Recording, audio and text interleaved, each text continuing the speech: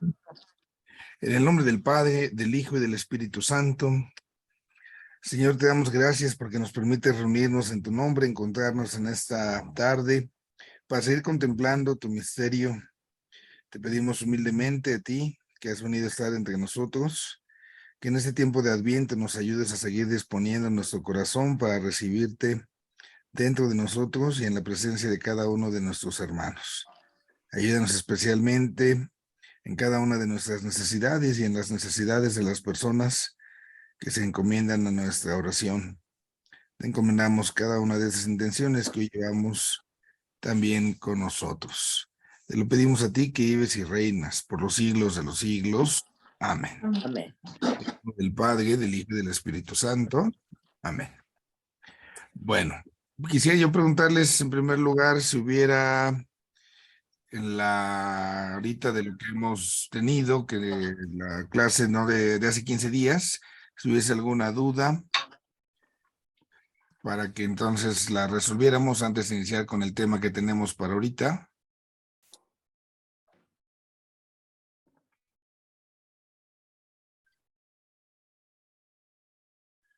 ¿Nadie?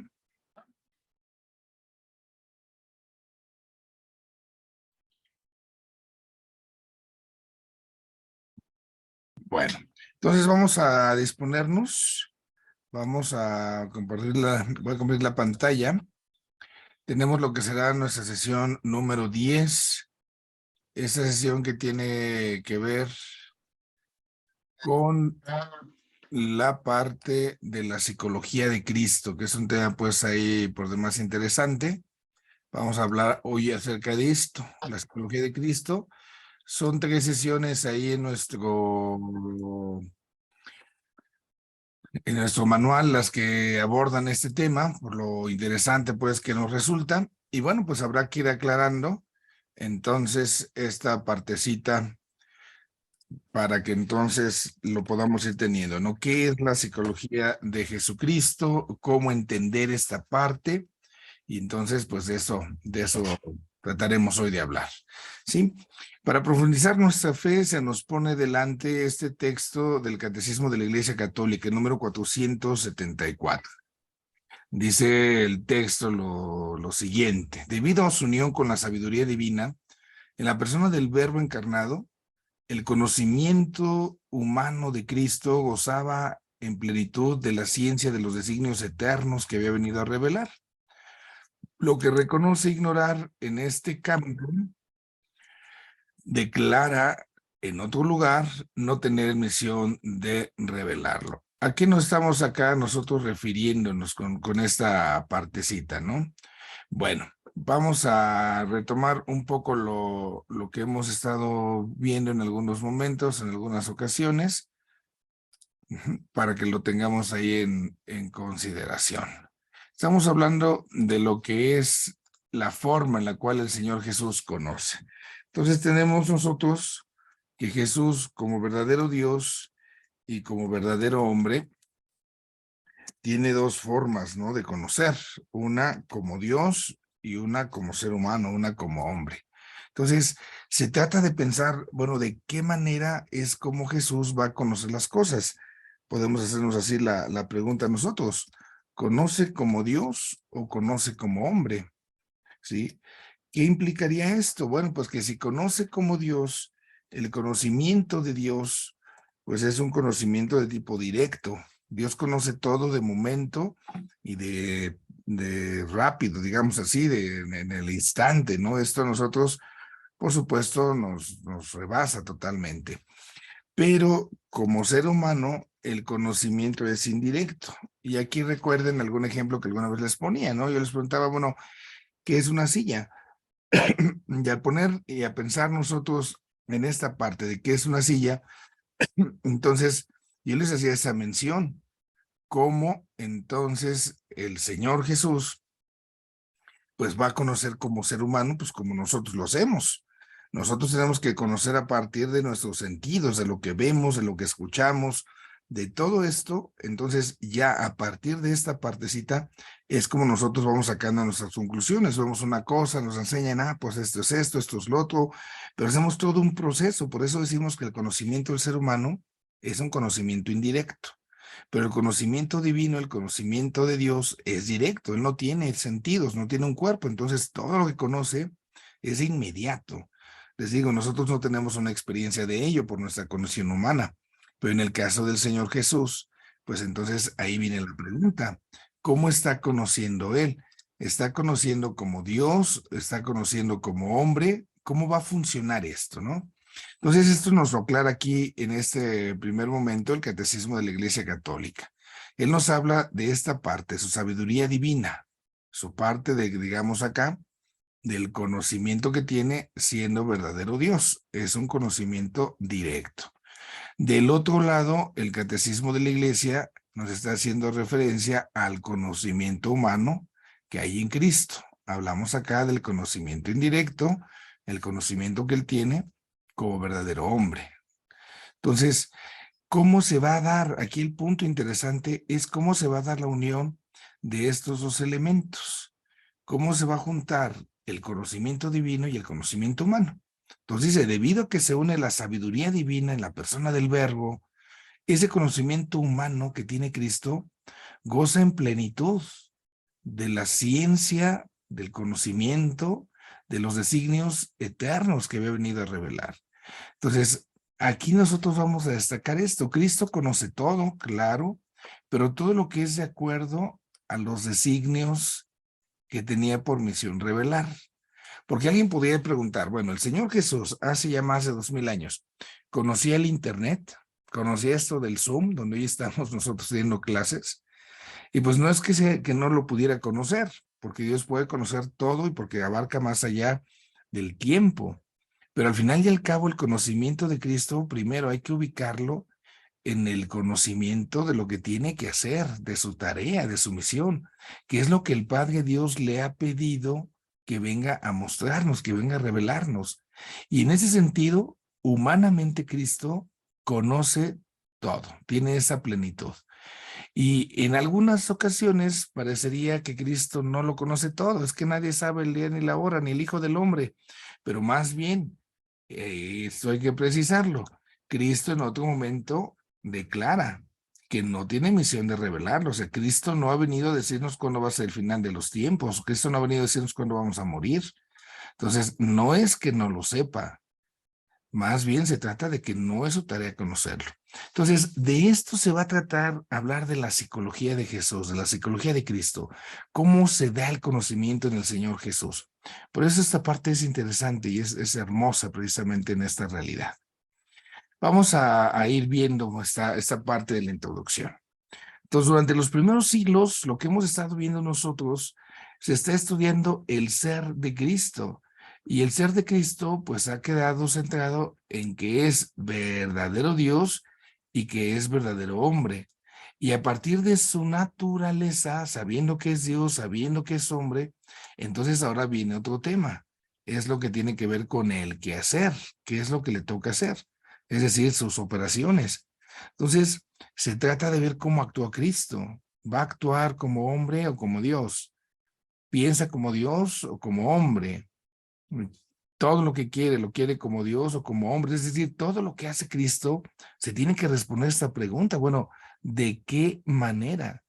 Y aquí va a ser ya más tardío, cuando esta parte de lo que nosotros llamamos en este caso las operaciones del Señor Jesús, se empiece a hacer algo que les llama la atención a las personas. ¿Cuál es el modo de Cristo para conocer, para querer y para ser libre?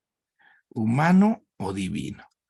Me remito otra vez, vamos a poner otra nota para entonces ayudarnos en esta parte, ¿no? Entonces, tenemos el ser por un lado y el quehacer de lo que es el Señor Jesús.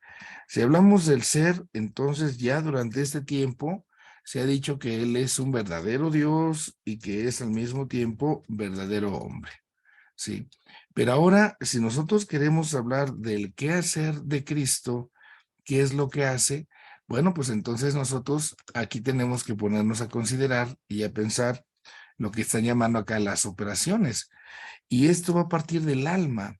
Cristo tiene su alma divina por decirlo de alguna manera, sabemos que Él es espíritu, entonces no es propiamente un alma divina la que hablemos, pero hago la analogía, y tiene el alma humana, que es de carácter espiritual.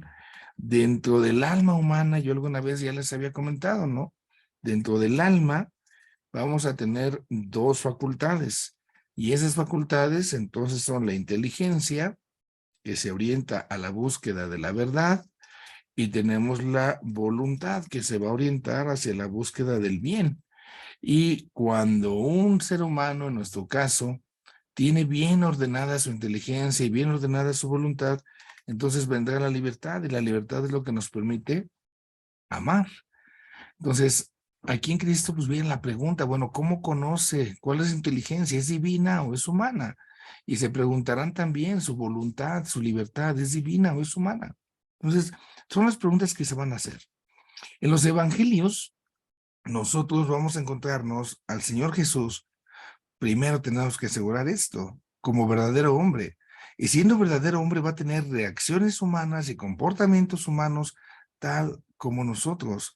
Y eso es lo que permite precisamente, lo que da la puerta para que los estudiosos empiecen a reflexionar acerca de su psicología, de su psique, de su alma, cómo es que piensa, cómo es que quiere. Y esto pues es lo que le permite a muchos pues hacer este estudio. Entonces, nosotros aquí debemos de tener esta consideración. Vamos a poder hacer el estudio de la psicología humana de Cristo porque fue un verdadero hombre. Y esto no lo podemos negar. Entonces lo podemos estudiar. Pero nada más hay que tomar en cuenta dos principios. La humanidad del Señor Jesús, si vamos a querer acercarnos a su psique humana, la humanidad de Cristo tiene varias prerrogativas.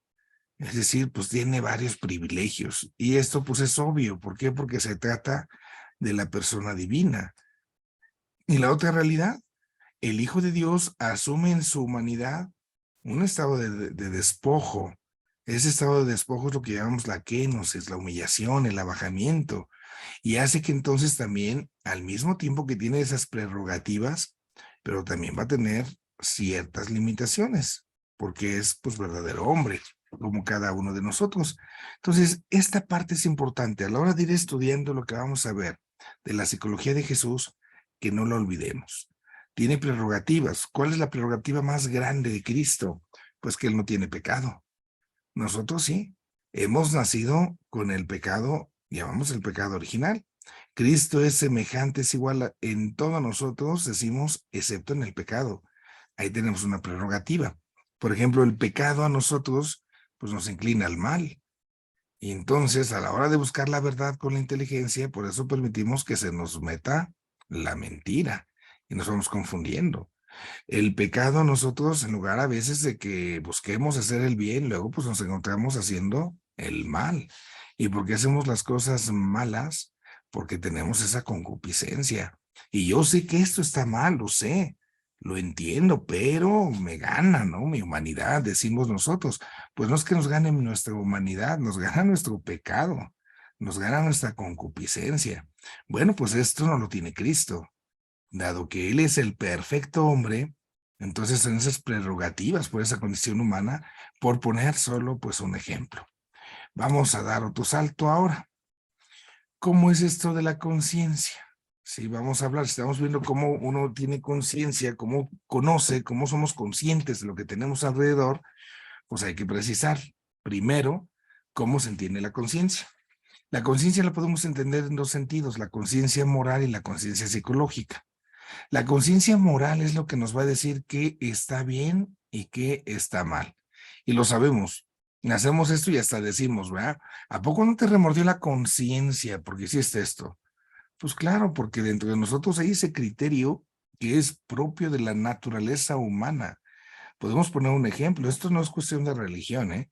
Podemos poner, por ejemplo, que una persona, pues a lo mejor mata, y todo ser humano, aunque fuera un ateo que no creyera en Dios, pues sabe que matar es malo. Es algo, ese criterio moral, esa conciencia moral es algo que está dentro del chip de nosotros. Entonces, esa es la conciencia moral, cuando le damos ese calificativo moral a nuestra conducta. Y nosotros no vamos a estudiar eso. Vamos a fijarnos en la conciencia psicológica. La conciencia psicológica, dice nuestro texto, es la presencia de sí misma, la conciencia que se tiene de ella misma, de sí misma, que ese individuo normal, lúcido, posee del propio yo, de lo que hace. Es decir, que nos damos cuenta de las cosas sin calificarlas, ¿eh? Aquí no hablamos de que está bien o está mal. Pongo un ejemplo. Cada uno de ustedes ahorita está en casa. Yo no sé cómo está el clima allá donde están. Acá nosotros tenemos lluvia, está frío. Yo no sé dónde están, si alguien a lo mejor está en algún lugar que hace más calorcito, que a lo mejor está en una casa, está más abrigadito. Entonces, el darme cuenta del clima no es algo bueno, no es algo malo, o sea, solo me estoy dando cuenta de lo que hay en mi entorno. Es la conciencia psicológica. También ustedes ahorita pues estarán sentados para tomar la clase y cada uno tendrá como asiento pues una diferente silla. Algunas sillas a lo mejor estarán más cómodas, otras más incómodas. El material de la silla a lo mejor puede ser de madera, puede ser de fierro, entonces pues dependerá de eso si yo me siento más cómodo o incómodo, o si estoy con más calorcito o tengo más frío. Entonces, esta es la conciencia psicológica, el darnos cuenta de que existimos, en dónde estamos, qué es lo que hacemos. Esa conciencia psicológica es la que nosotros vamos a referirnos. Eso hay que precisarlo. Damos otro paso. Hablando de esta conciencia humana del Señor Jesús. Entonces, Cristo, decíamos, es verdadero hombre. Y dado que la naturaleza humana de Cristo es perfecta, está completa, y entonces Él tiene todas esas facultades. Decíamos, son la inteligencia y la voluntad. Humanamente hablando, entonces Cristo tiene una inteligencia humana y una voluntad humana.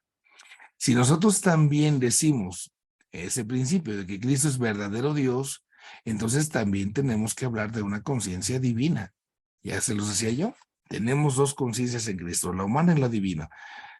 ¿Cómo va a pensar, cómo va a actuar? ¿No? Ese es el punto que están ahí tratando de dilucidar nuestros autores. Cuando Jesús habla, dice la Biblia, Jesús habla como quien tiene autoridad. Entonces nos damos cuenta de que si Jesús dice lo que dice y lo dice como lo dice, es porque Él tiene conciencia de quién es. Él se sabe hijo de Dios. Entonces habla con esa autoridad y lo hace precisamente porque tiene seguridad acerca de su identidad. Entonces Él sabe quién es. Una persona que tiene esa conciencia psicológica, pues sabe cuál es su identidad. Una persona, a lo mejor, no sé, está un fulano que está casado, pero se porta como si estuviera soltero, decimos, pues este es un inconsciente. ¿Por qué? Porque no toma conciencia de que ya está casado, de que tiene una mujer, de que tiene hijos, de que tiene una familia que atender, y actúa como si no tuviera conciencia, actúa como si no se diera cuenta, ¿no?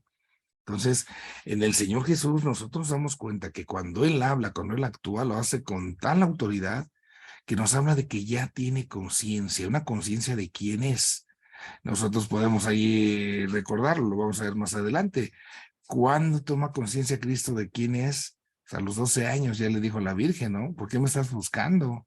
¿Qué no sabes que tengo que hacer las cosas de mi Padre? Entonces ya Él se sabe como hijo de Dios.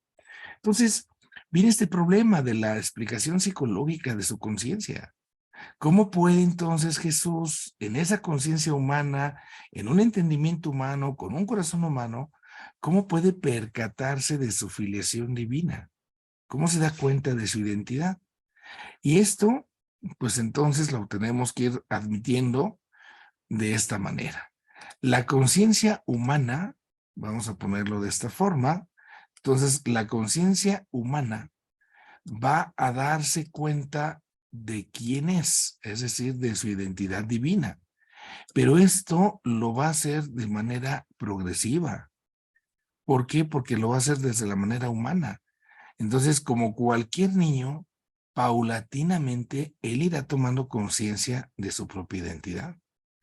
Esto es fundamental que no lo perdamos de vista.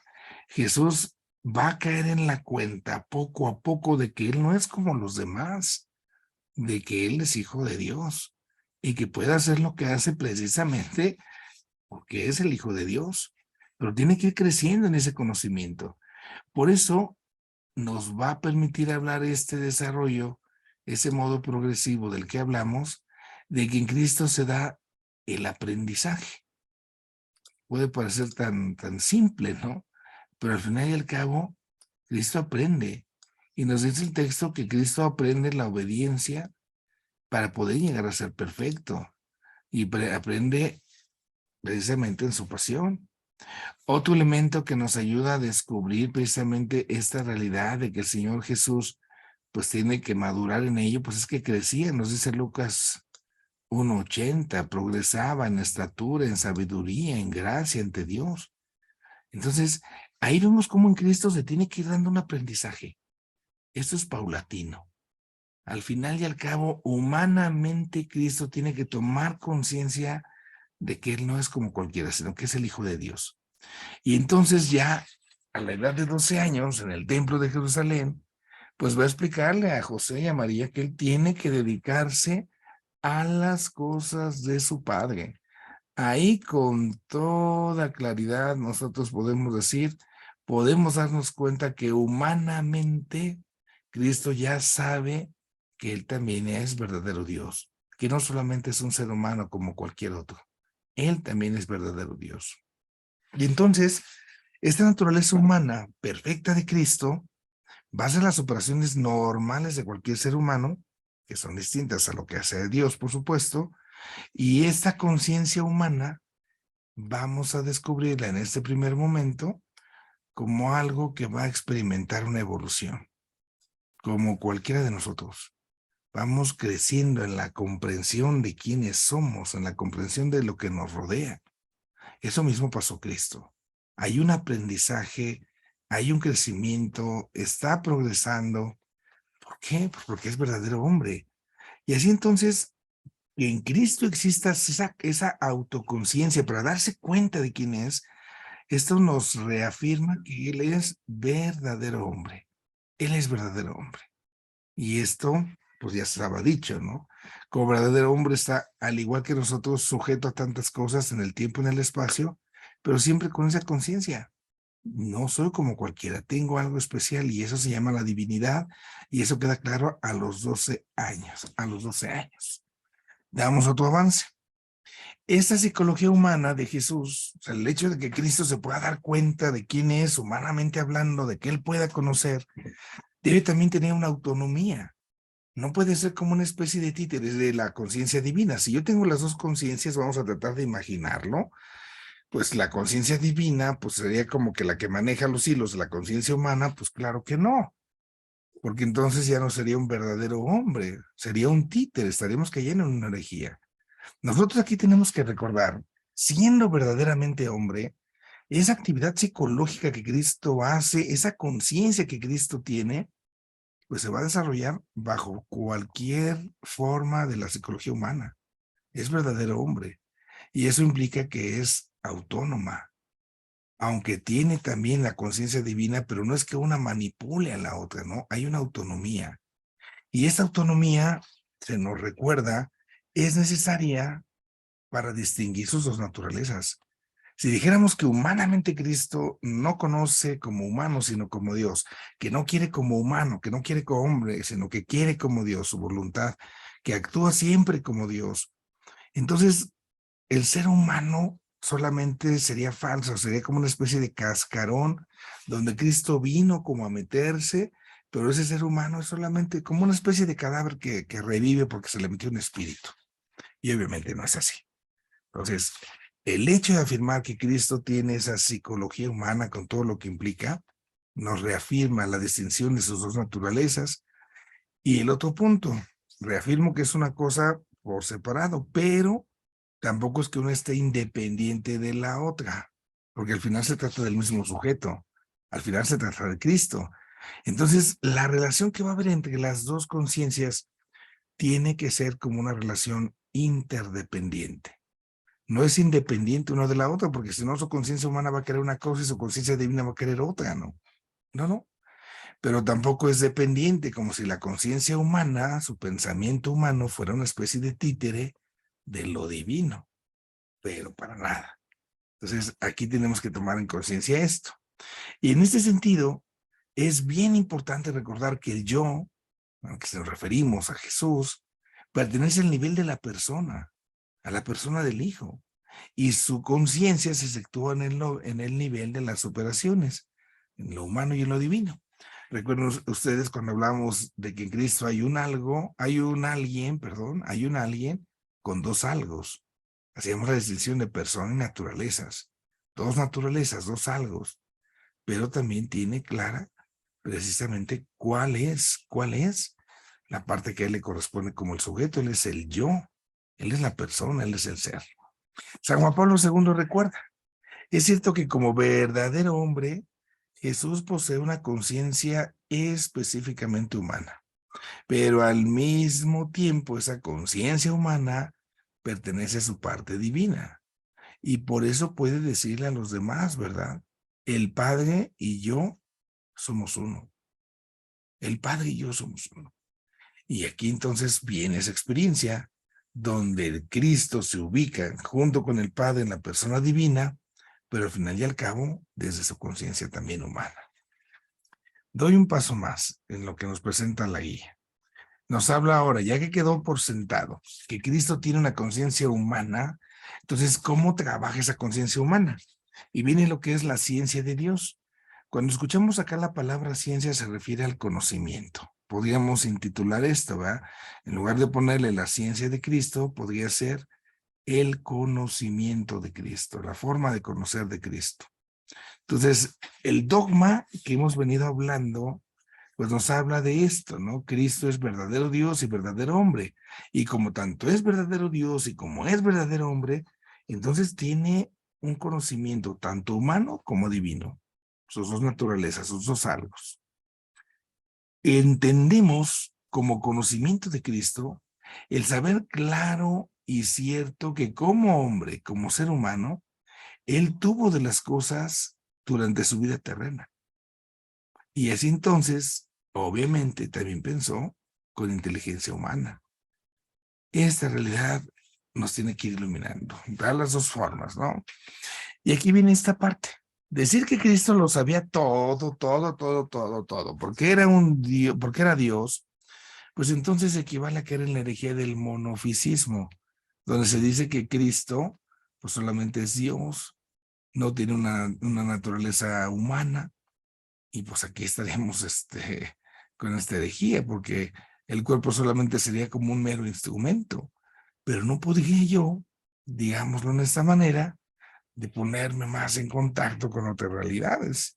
¿Por qué? Pues porque solamente tengo esta conciencia divina, pero lo humano, quién sabe por dónde quedó, ya se perdió, solamente como que es el cascarón, ¿no? Lo hueco, el cadáver, les decía yo.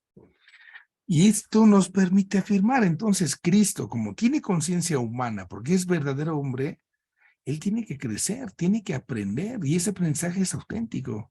Esa ciencia experimental que Cristo tiene va a ser una ciencia que tiene que ir adquiriendo. Pensemos en el ejemplo cuando San José le enseñó a Jesús a ser carpintero. Uno puede decir, no, pues Cristo como ya era verdadero Dios, no, pues él ya sabía el oficio de la carpintería. No, lo tuvo que aprender, porque al mismo tiempo que es verdadero Dios, claro, ni negarlo, pero es verdadero hombre, y como verdadero hombre tiene que hacer ese proceso de aprendizaje.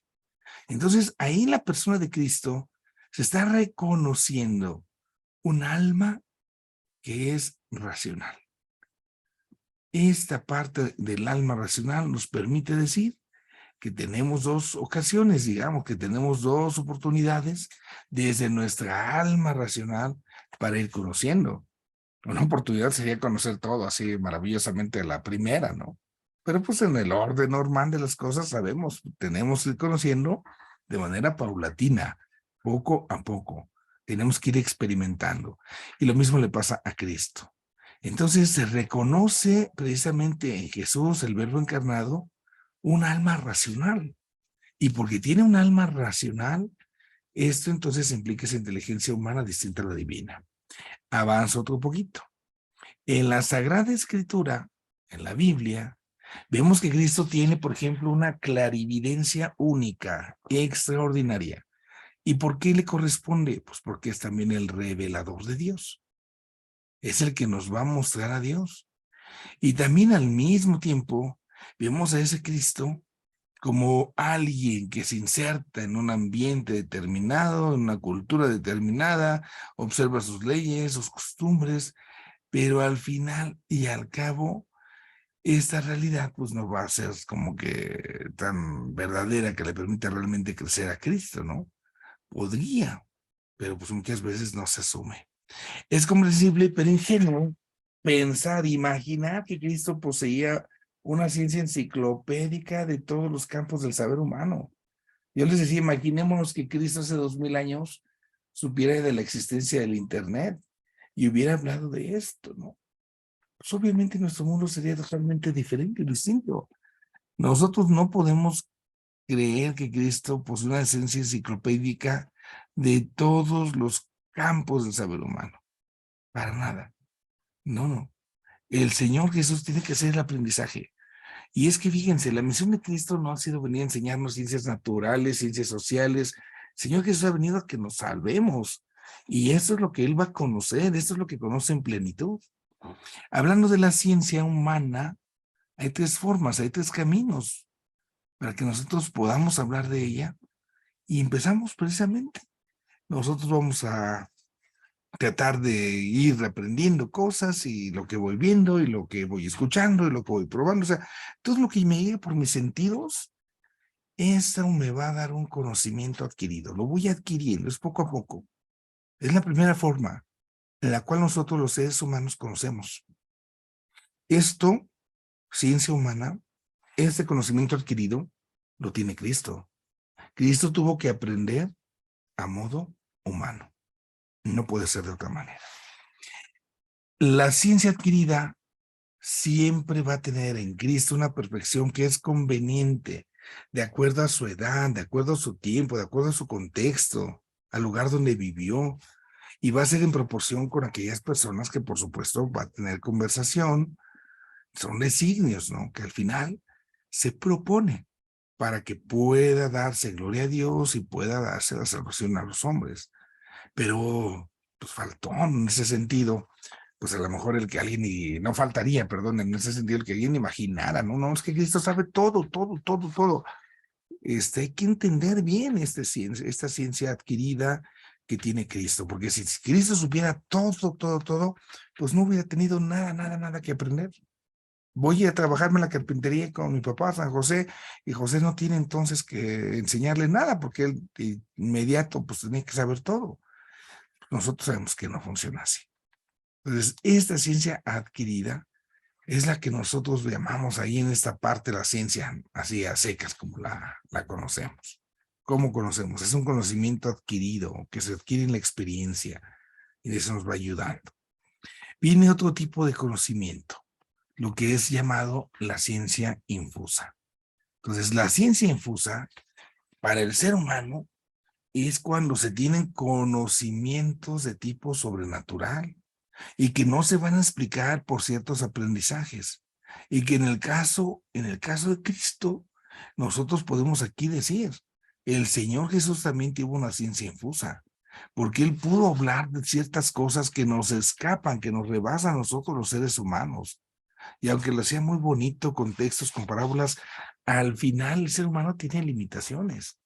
Y acá Cristo en esa ciencia infusa recibe esa partecita. Y ahí nosotros tenemos precisamente que estar pensándole. ¿Cuántas ocasiones a lo mejor resulta, ¿no? Que vas por ahí, no sé, a una fiesta y estando ya en la fiesta, pues tienes que aprender a bailar. Si no sabes bailar, pues para que vayas, ¿no? Y que te van a servir esto y te van a servir lo otro, tienes que aprender a comer. Pues ese es el aprendizaje adquirido. Pero en el caso de la ciencia infusa, es entonces cuando se recibe en este mundo, ¿no? Y de esto, pues por supuesto, Cristo goza totalmente, sin que podemos ver también nosotros la realidad, digámoslo de esta manera, ¿no? El hecho de que haya una ciencia infusa no es que Dios se le aparezca a cualquiera. No sé qué se trata ahí como que nosotros, pues vamos así como que haciendo lo que queramos, no, no. Es el Señor quien da este regalo, es el Señor quien da este don, y a lo mejor se lo ha dado a algunos de los santos, pero al final y al cabo, quien no tiene plenamente es Cristo, esa ciencia infusa. Y aunque Cristo tiene la ciencia infusa, pues no se ha querido aprovechar deslumbrar a los demás.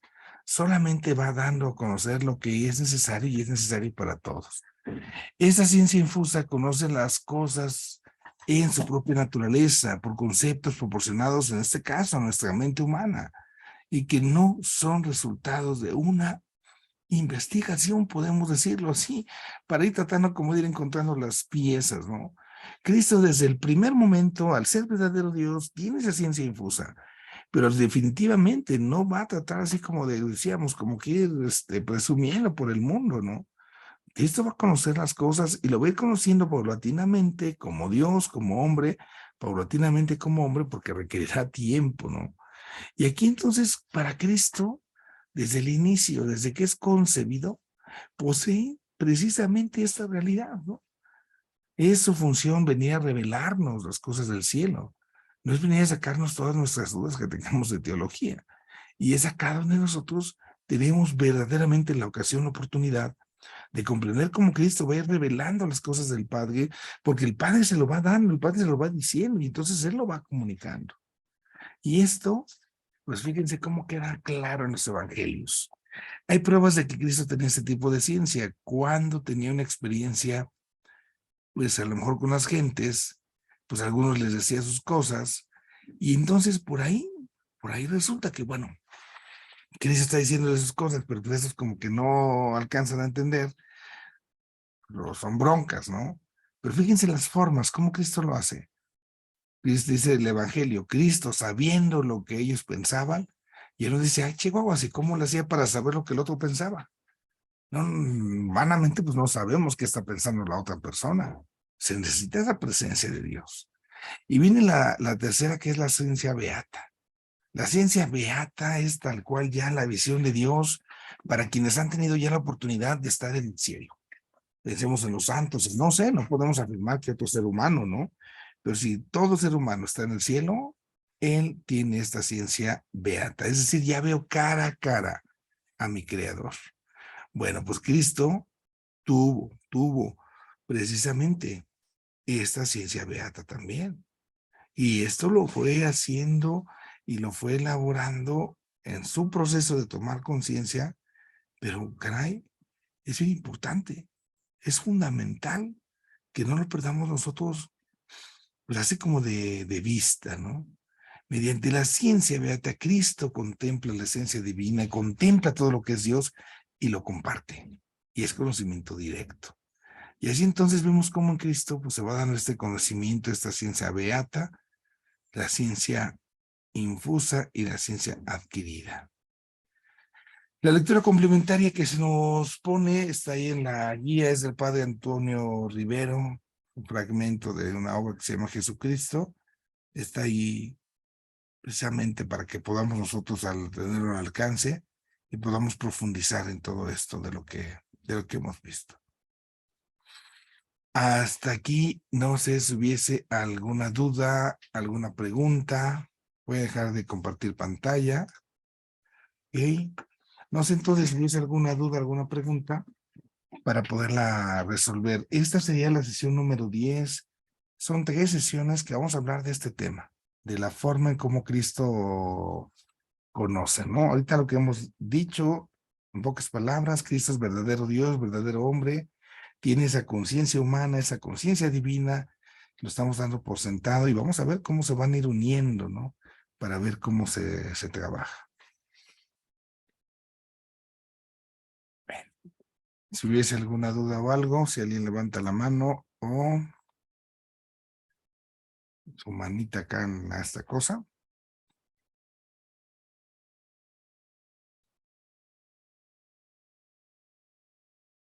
Creo que no. Todo bien, padre. Muy bien, Bruno, gracias. Vamos entonces a dejar aquí para que lo sigan ahí masticando. Es interesante y es padre este tema de la conciencia de Jesús, ¿no? ¿Cómo conoce Jesús? ¿Cómo nos conoce a nosotros? Vamos a dejarlo por aquí, síganlo repasando y ya les digo, ¿no? Este tema lo vamos a seguir retomando. Son 2 sesiones más que nos implica pues esta realidad de la psicología de Cristo. Vamos a hacer nuestra oración de conclusión. En el nombre del Padre, del Hijo y del Espíritu Santo.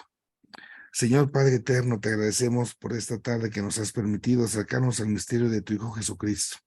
Te pedimos que derrames sobre nosotros la luz del Espíritu Santo para que en él nosotros podamos encontrar esa sabiduría que viene de lo alto y podamos acercarnos de una manera todavía más enriquecedora al misterio de tu Hijo Jesucristo que ha venido a salvarnos. Ayúdanos, Señor Jesús, a que nuestros intentos por comprender lo que tú mismo nos revelas estemos siempre en lo cierto y estando en lo cierto, Señor, así podamos alabarte por vivir en la verdad. Todo esto, Padre eterno, te lo pedimos a ti, que vives y reinas por los siglos de los siglos. Amén. Amén. Señor esté con ustedes. Y Y los con tu bendiga espíritu. Dios Todopoderoso, Padre, Hijo y Espíritu Santo. Amén.